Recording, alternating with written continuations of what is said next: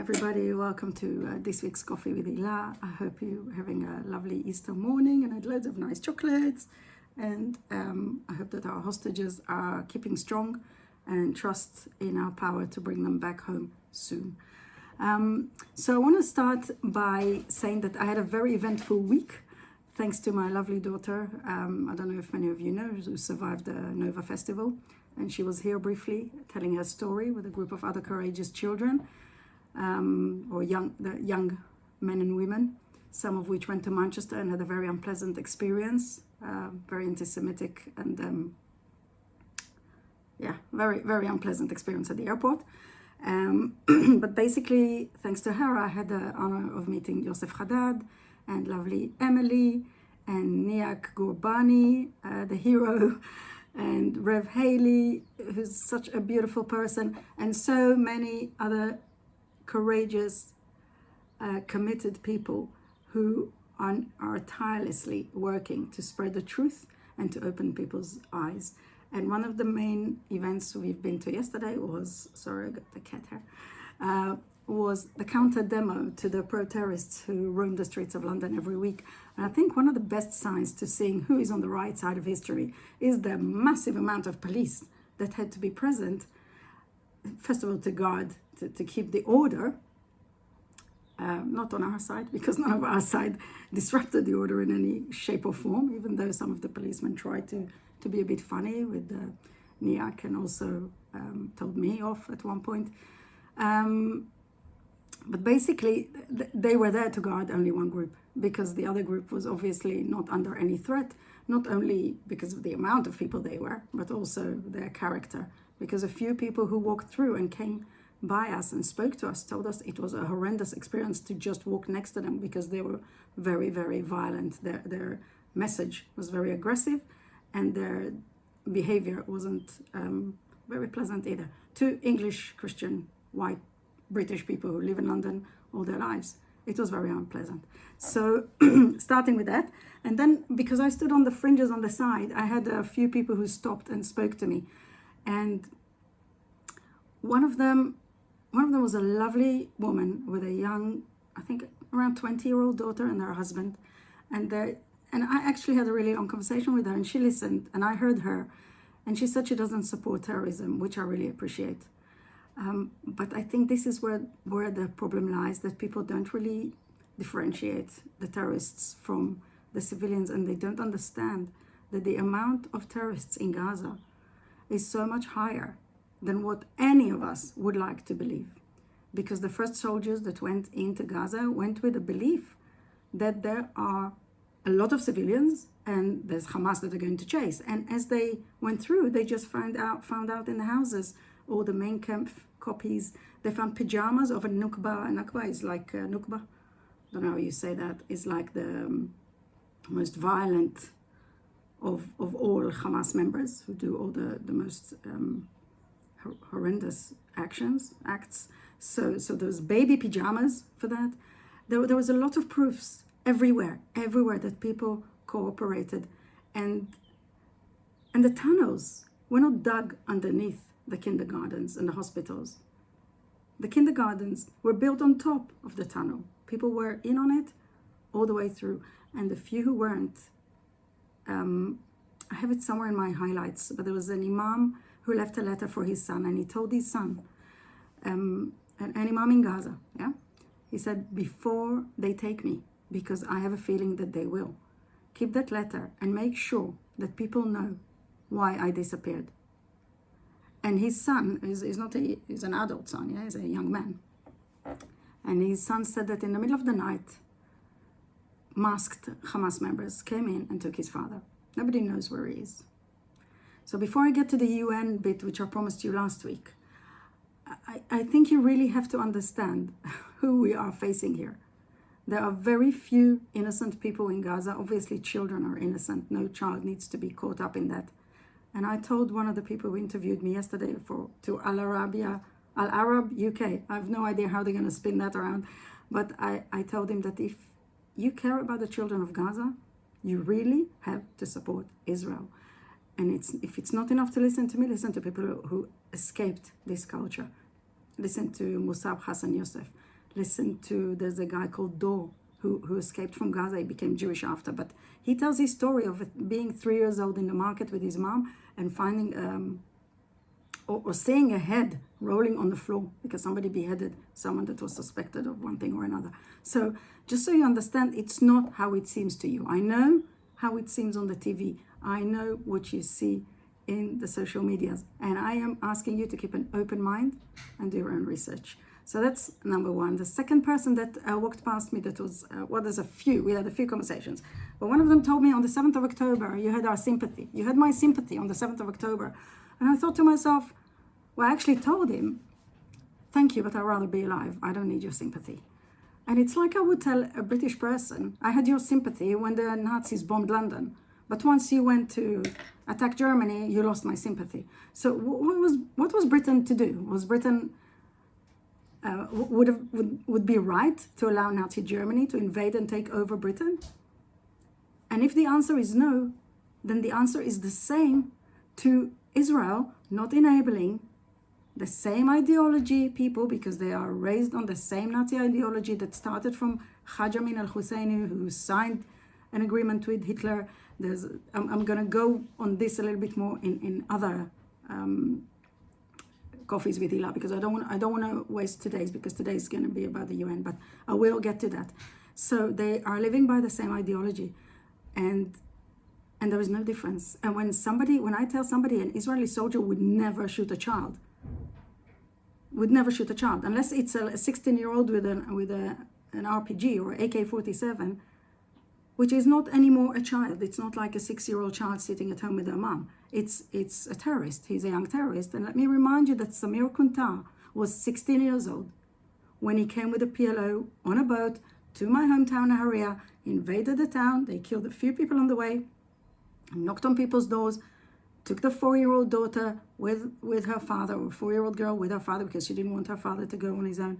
And they killed her on the rocks on the shore of Nahariya in front of her father, or they killed her father first and then they killed her. So, don't give me this, they're innocent children, because you wouldn't have those innocent children roaming your streets or running your life. And just because there's social media and there is TV, and you think that you see everything clearly and you know exactly what's happening, you really don't. There is so much out there, which is Hollywood, which is lies, which is basically, if you know narcissists, if you know how a narcissist operates, what they do, they are very attentive. They listen very carefully to your life story. If any of you who are watching this has any experience with narcissists, they would know that. They come to you, or when you start a relationship with them, whether it's a friend, doesn't have to be, could be a colleague or somebody, but they're always very, very attentive. And you become vulnerable, or you trust them, and then you start telling them your life story, and they hear all the things that hurt you most, all your weakest points, all the things that happened in your past, which are things that you would never mention to anyone, only to really close people. And then they take it and use it against you. And this is what the Gazans and the Palestinian movement is doing to the Jewish people. They take the term genocide, which was used against the Jewish people, which is very painful to the Jewish people until this day.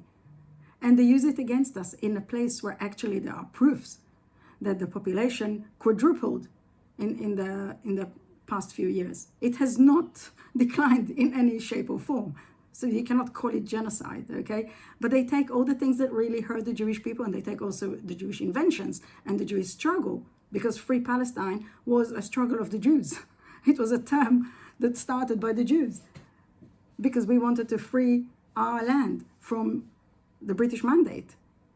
And during that time, there was the whole modern world that was created all the modern countries, France's liberation, the division between Pakistan and India, the swap in population between Turkey and Greece.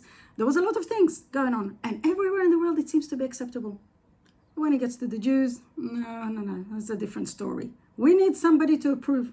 We need somebody to tick and give us the right to exist. Why?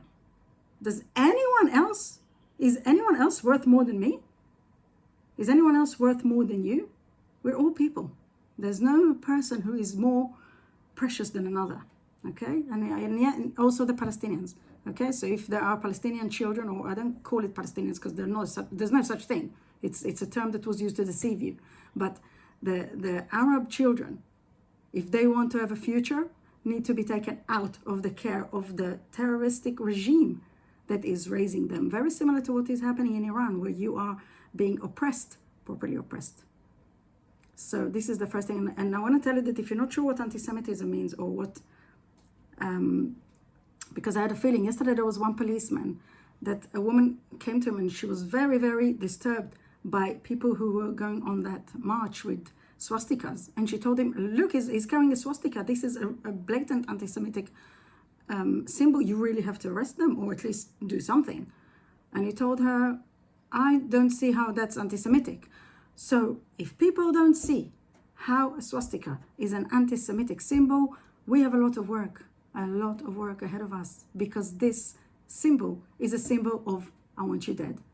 And there was one of those guys in the protest, in the protest of the hate fest of the pro-terrorists, who actually did that to some of us. So, you know, I know you would like to think there are a lot of nice people, there's a lot of civilians, and there's a lot of people who go on these marches, who care about human life and human rights, but I also want to believe things. But reality is it is what it is, you know? You can't twist reality because you really want it to be different to what it really is, because it isn't.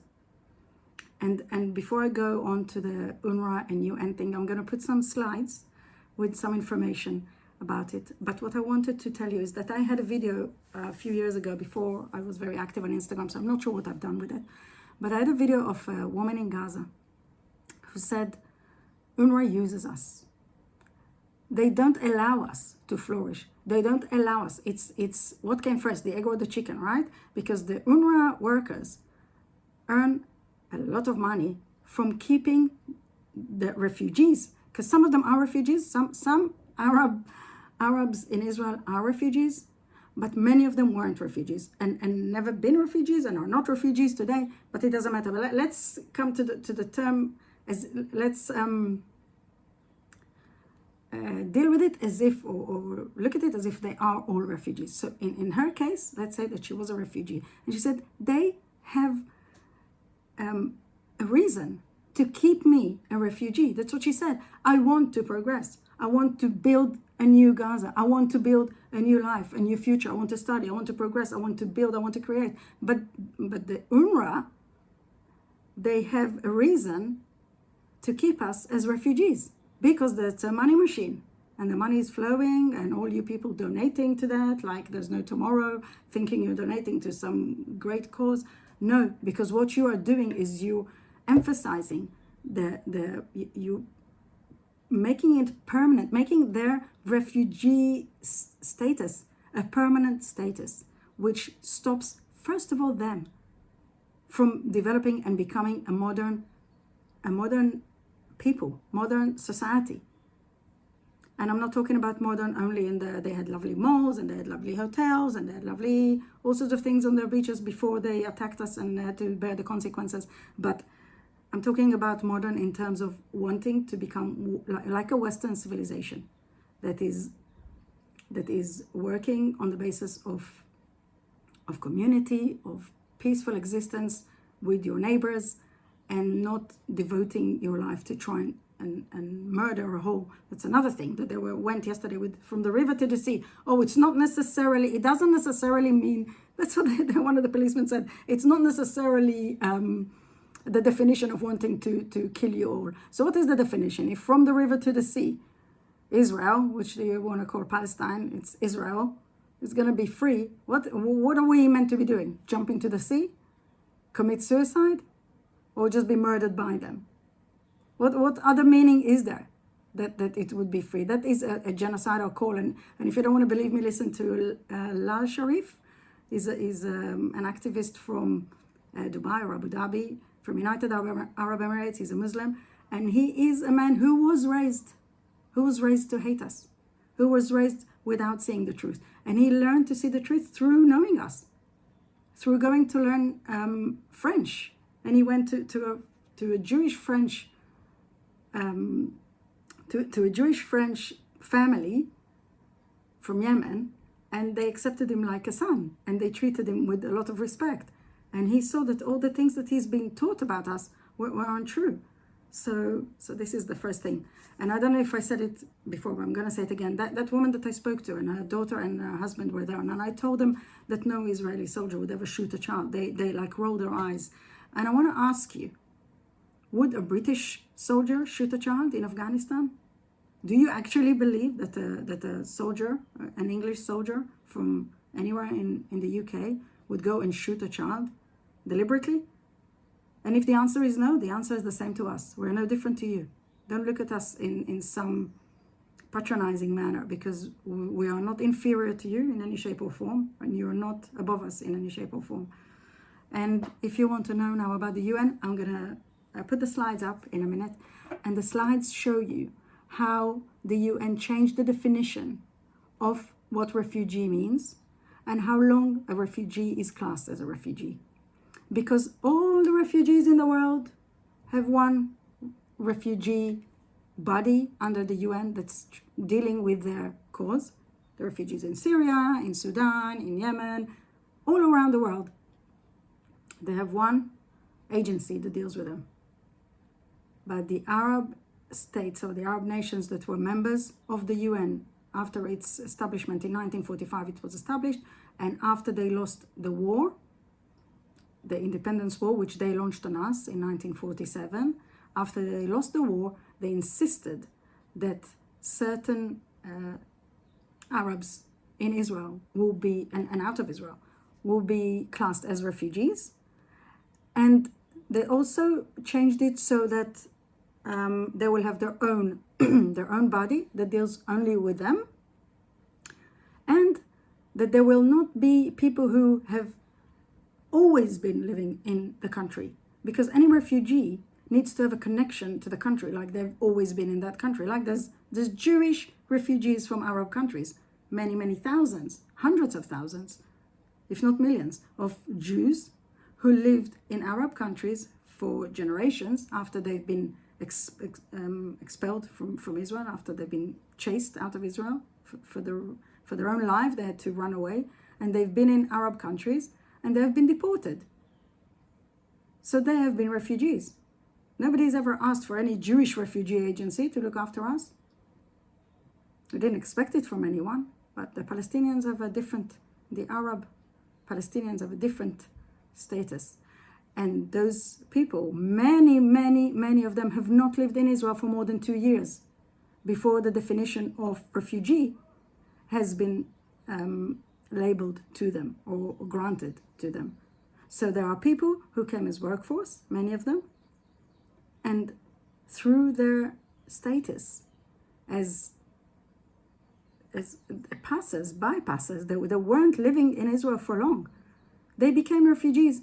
And another thing that was changed by the UN in their favor was that their refugee status, unlike any other refugee in the world, which status ends after a certain time, they are the eternal refugees of the world. So the grandchildren, the great-great-great-children, they could have left Israel in 1950 and gone to live in America or in Canada and have kids and grandkids or whatever you, and all of them are classed as refugees. Whether they have an American or a Canadian or European citizenship or British citizenship, they're still refugees. And they actually said, I know people who spoke to people who are from there, and they said, I will not give up my refugee status because it means money.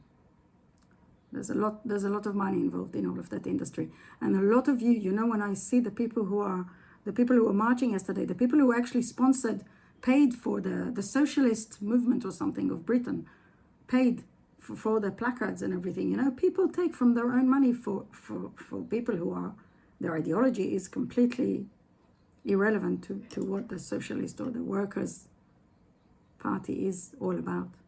It's basically taken advantage. But I'm not going to go into that. Also, there were people, when I saw the Sky News uploaded a video of our counter demo and of their protest, and people said all sorts of things. Amongst them was there's no Union Jacks, so I can tell you there's always Union Jacks in the Israeli protests or rallies. And even in the rallies I've been to, we even sing the national anthem, the British national anthem. That's not what you see from those who march with them. But the people who are marching with them are bewitched. They have been taken over by a very manipulative, narcissistic group of people. The whole Palestinian narrative is a narcissistic narrative.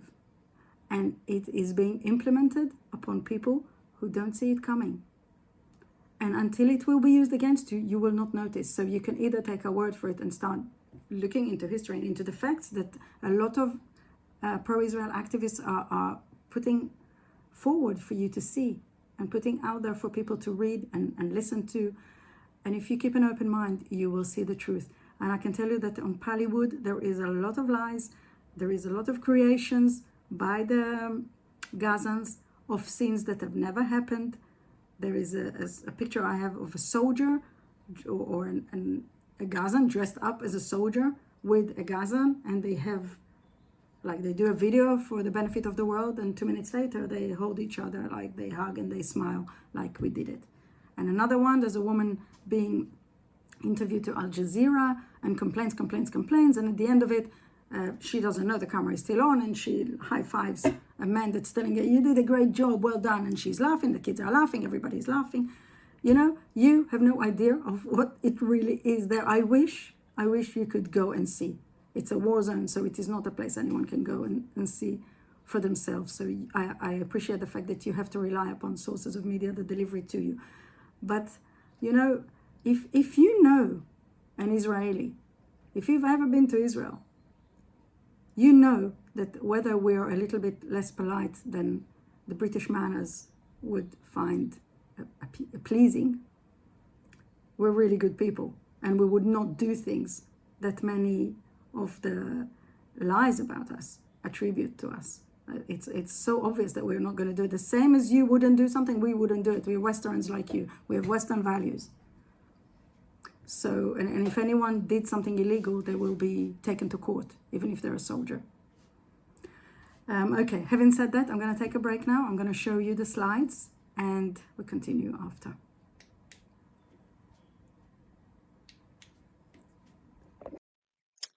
Hi, so it's the first time I include slides on my presentation or on my YouTube video.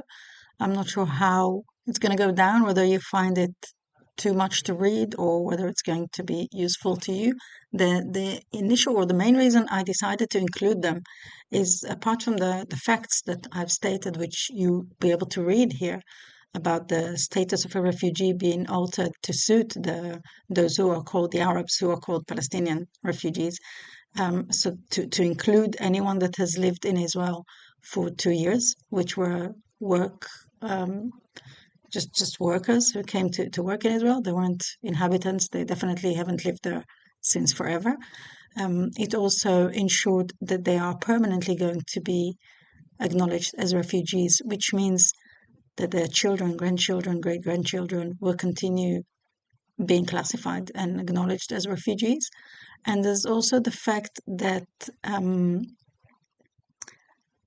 the numbers that they've submitted as refugees, the amount of Arabs that claimed that they are refugees, were actually double than the numbers of the actual refugees. So there have been refugees, there's no argument about that, but many of them, because of their financial gains, claimed they are refugees as well, where in fact they haven't been. Okay, so there's a lot of slides and there's a lot to read, and I hope you'll find it enriching and useful.